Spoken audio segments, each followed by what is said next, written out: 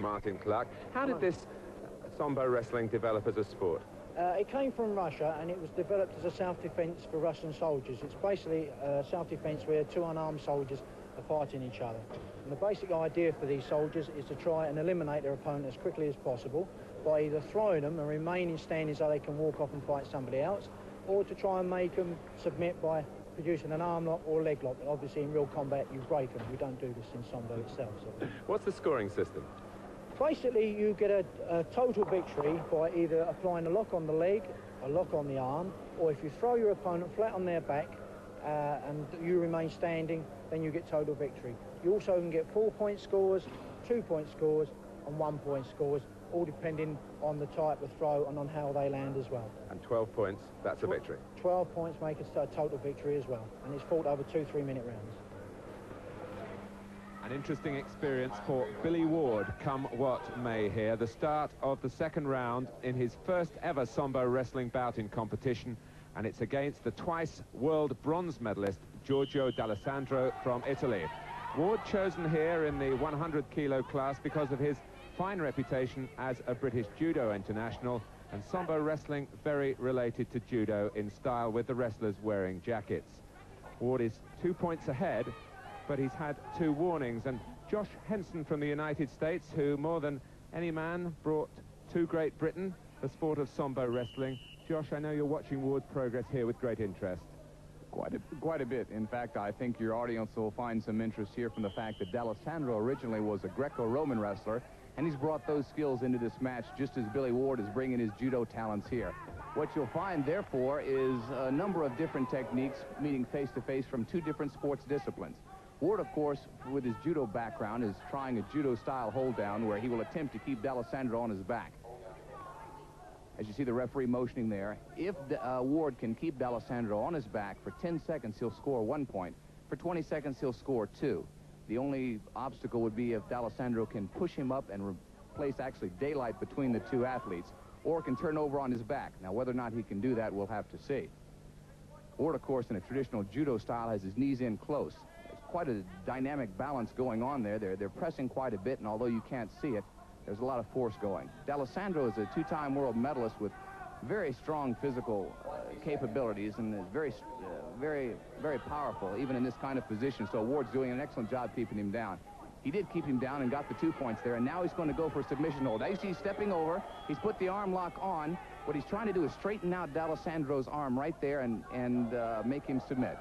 Didn't do it, and they're about to go off the edge of the mat. D'Alessandro now trying to put a lock on the leg, Ward on the very edge. In Sambo, you can put an arm lock on either the arm or the leg, which would require your opponent either to submit, or, of course, if he didn't, he'd suffer injury. Naturally, you submit and give up when you have a lock on you. Billy Ward is from Romford in Essex. He's 30 years old. He's been unemployed for the past 3 years, devoting his time to his sporting competition.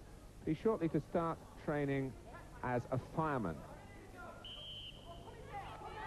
D'Alessandro here is in his 5th major international competition, having also twice been a European silver medalist. A very powerful physical athlete, and also one with substantial experience in Sambo. Early on in the match, I think it was slow going as Ward and D'Alessandro felt themselves out, each being an unknown entity to the other. D'Alessandro, as you can see, again going for a leg lock, which is unique to Sambo wrestling, which Ward would be less familiar with. Ward on the edge of the mat is extending himself out to keep himself from having to submit.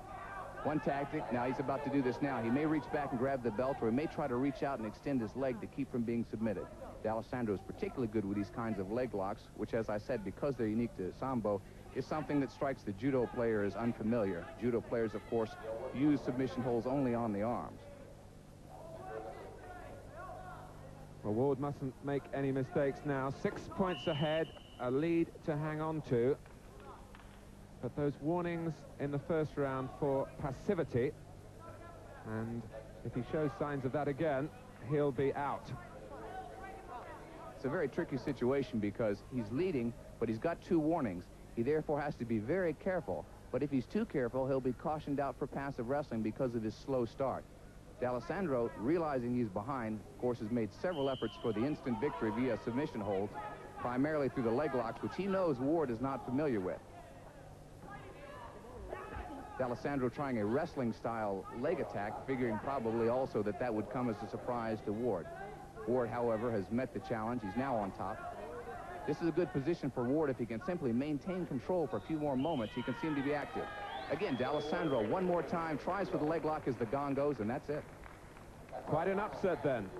I think by almost any standards, you have to call that an upset. I think D'Alessandro would have been favored here, and it's quite an accomplishment for Billy Ward.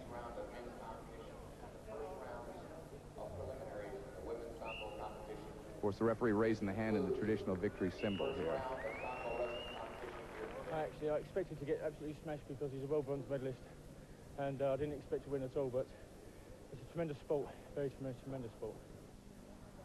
In the 90-kilo class, this is the second match in the round-robin Group A. The second round between Shepard Pittman, a school teacher from Missouri in the United States, making his first appearance in international competition, against Raul Alfonso from the Basque Nation. The score 2 points each.